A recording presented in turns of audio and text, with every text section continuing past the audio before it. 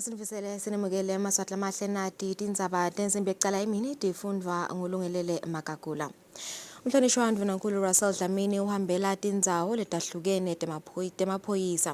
Lolu hambo lwakhe lucala ekuseni kuMatsapha. Kanti kulesikhathi samanje sinenithathele emsakato Sondo Mlangeni letasitshela kafishane ngalo lolu hambo. Sivusele Sondo sekumukele tindzabeni. Ingabe ungasitshela nje ukuthi ingabe luhambo walandvuna usitshele ngehambo laNdunankulu nokuthi yini inhloso yalo.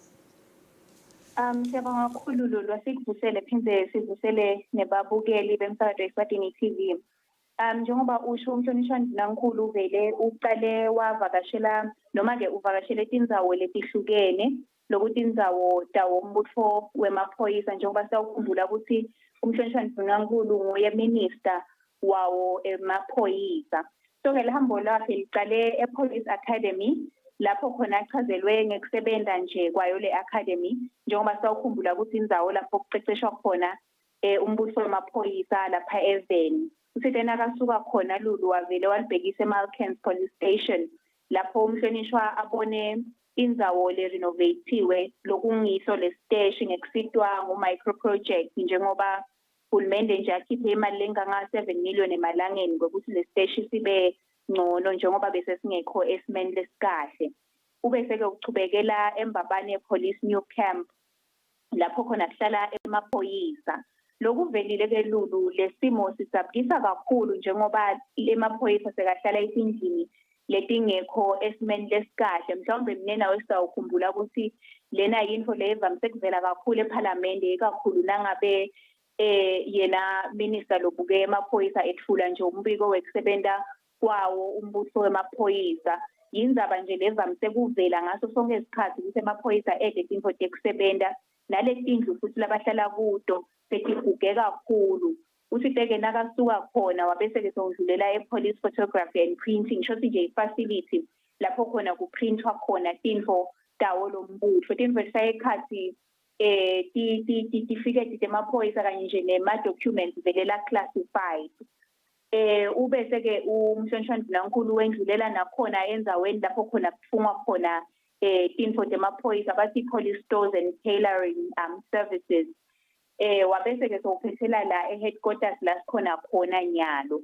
Mhlawumbe lesingaveta Lulu ukuthi noma tinkulumo setiphelile vele kepha ke umhlonishwa Ndunankulu uyibekile indzaba yekwekuthi uhulumende uyayisebenta indzaba yokuthi takhiwo ikakhulu tindlu temaphoyisa tibe ngileto lesisesimeni lesikahle. Lengikuvile nje lokube shocking kimi ukuthi yena lo chairperson we-portfolio committee endlini yabayesikhulu lebuke kusebenta kwalo letiko lemaphoyisa nathi Hlophe uvetile ukuthi lamanye ema-reports lavelile eParliament ukuthi betemphilo bakubeke ngembaba ukuthi letinye taletindlu temaphoyisa atisekho esimeni lesikahle ukuthi kungahlala abantu kepha solo emaphoyisa ayahlala.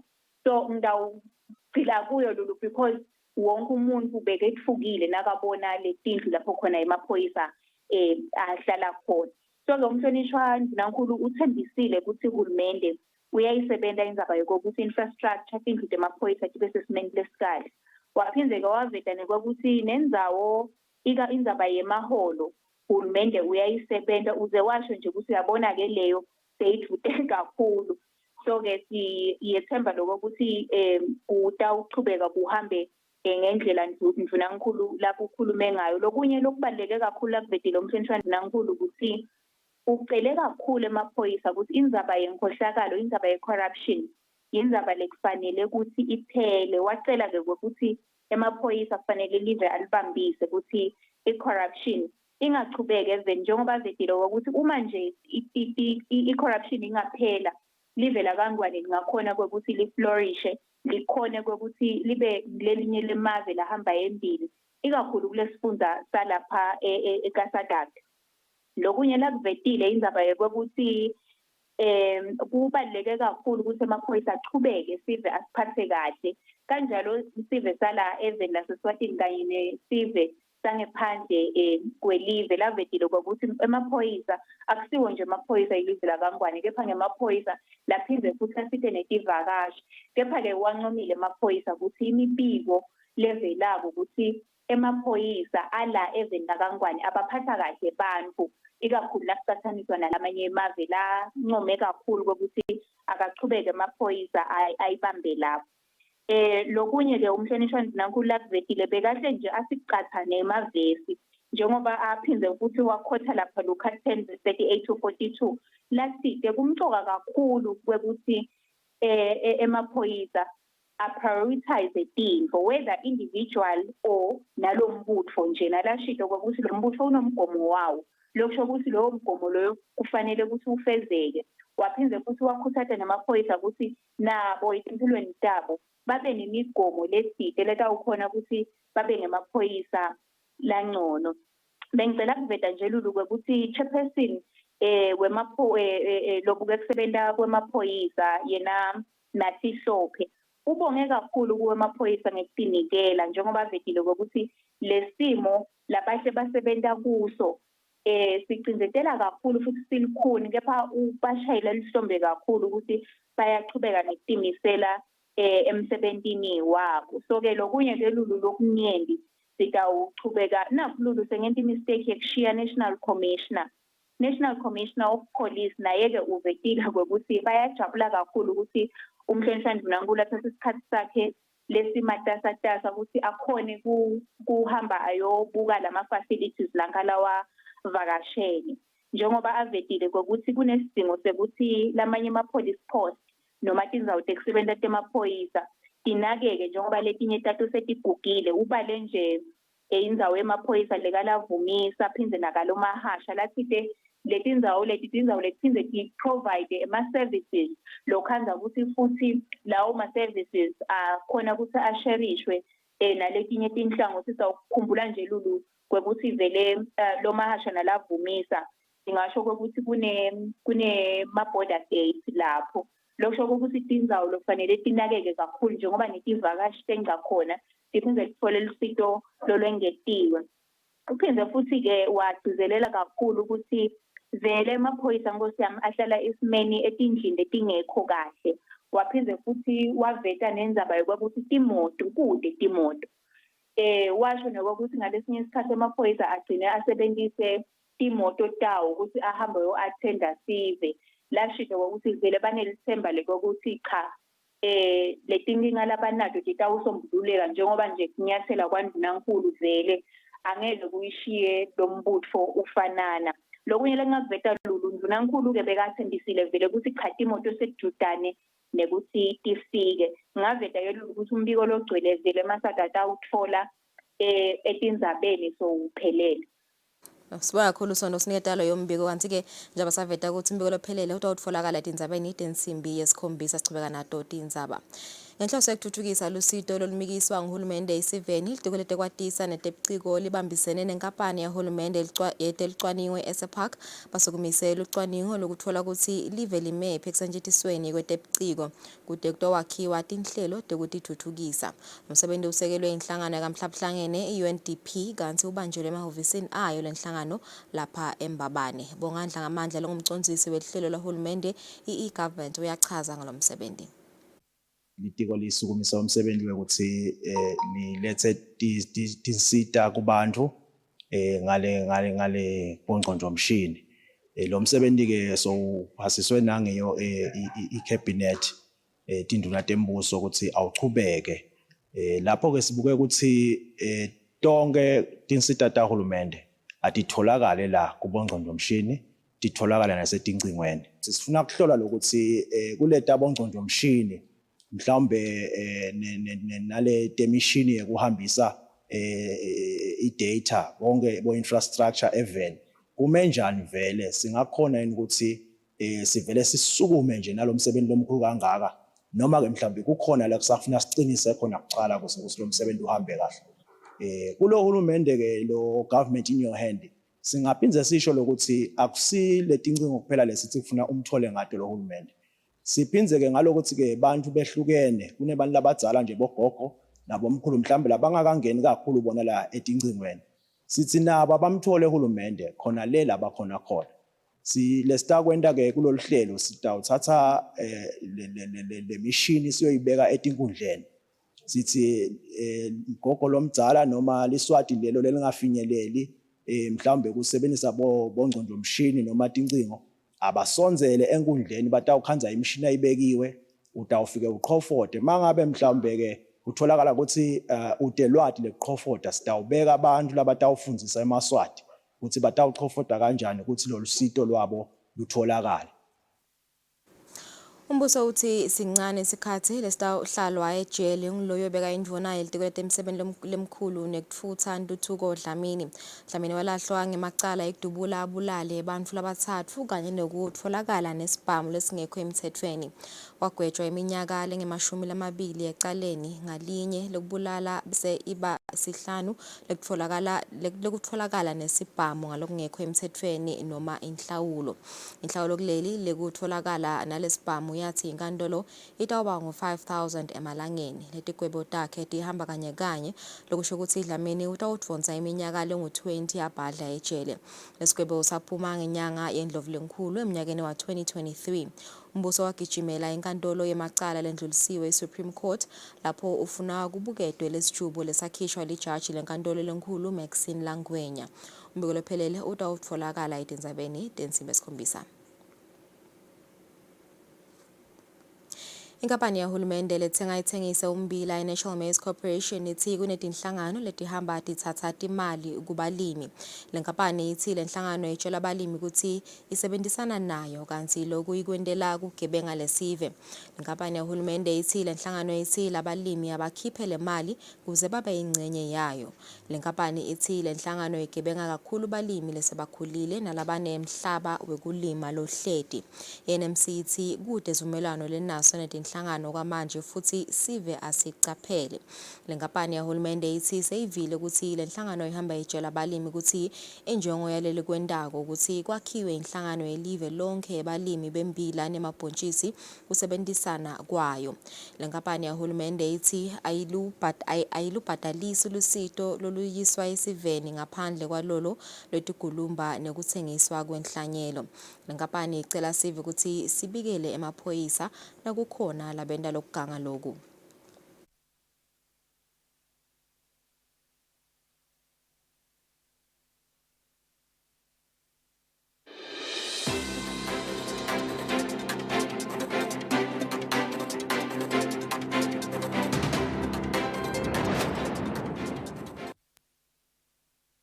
Kulethi bengaphandle loyo lebengumengameli welive leMelika Barack Obama uthi uyaqinisekisa ukuthi balandzeli belicembu lama-Democrats bakhetha kahle kuKamala Harris njengoba angumuntu lotawulilwela lelicembu.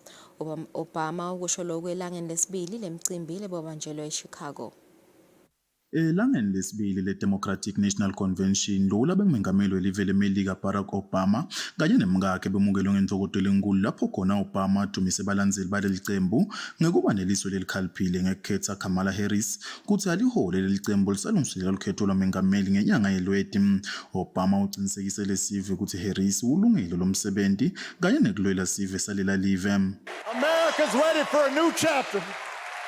America's ready for a better story. We are ready for a president, Kamala Harris. Kamala Harris won't be focused on her problems. She'll be focused on yours.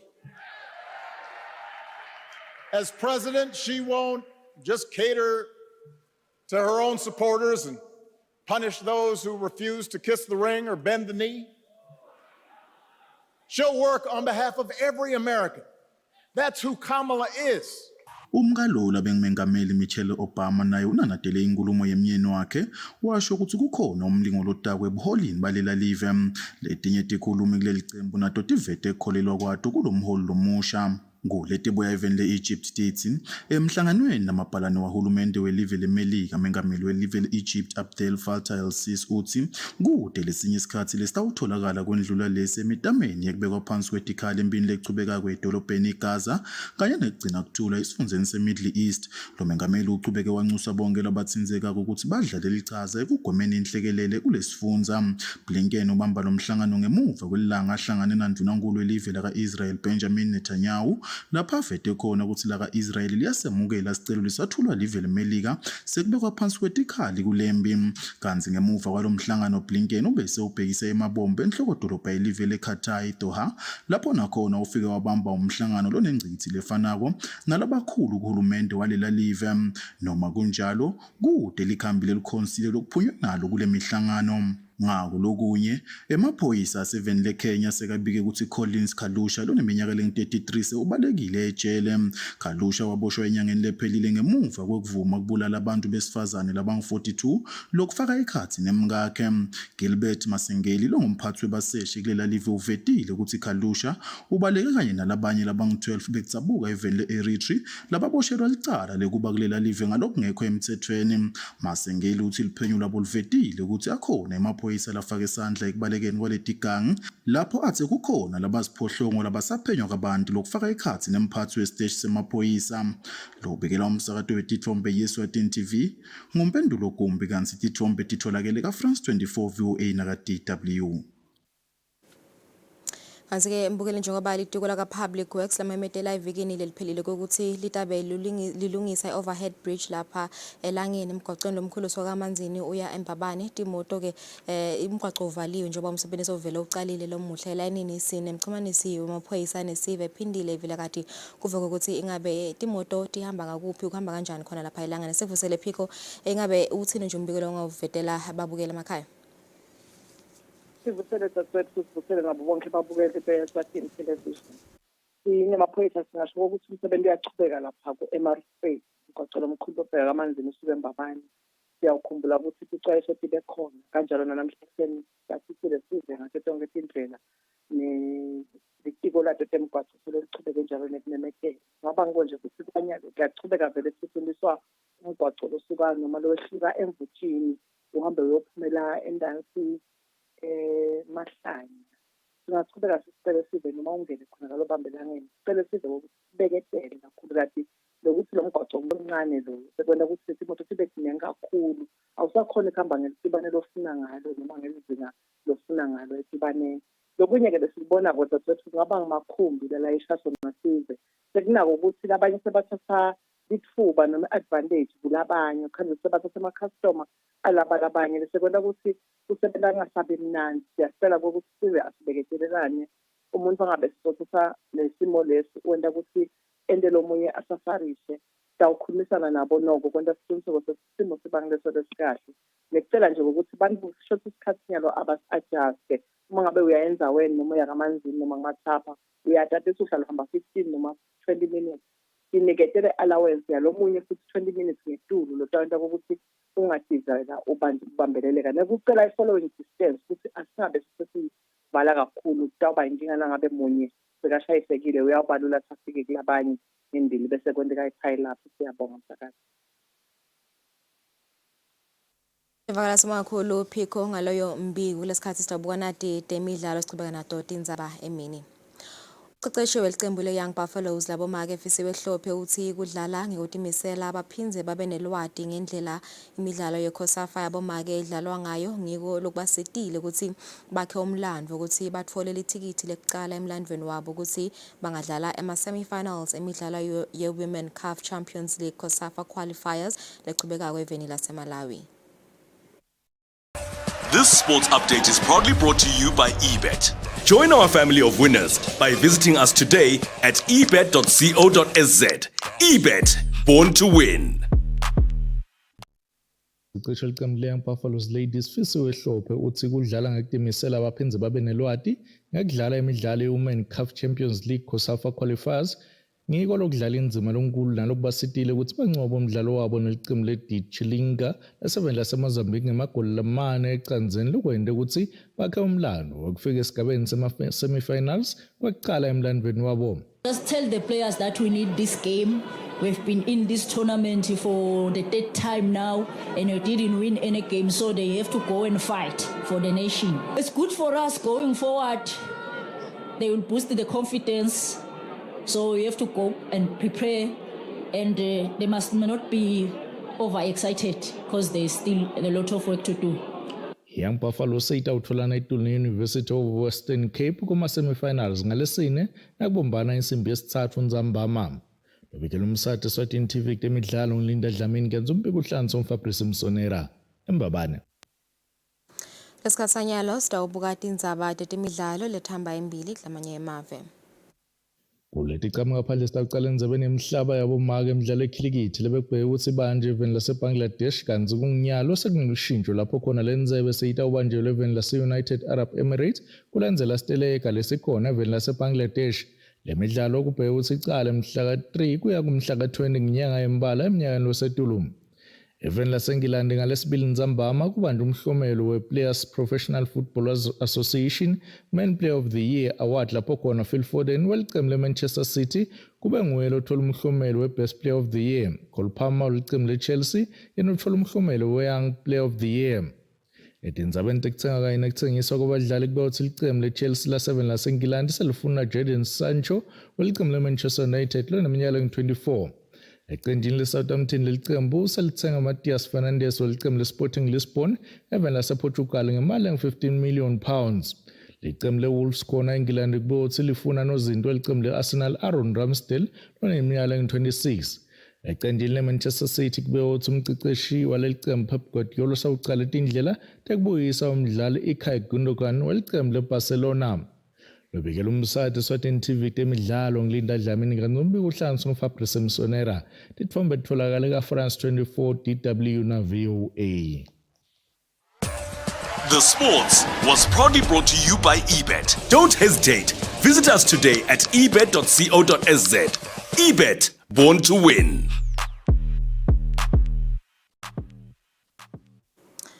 Ngaleto temidlalo sibeka lapho tindzaba tetfu lomhla emini lilandzela leti tengensimbi yesikhombisa nisale kahle.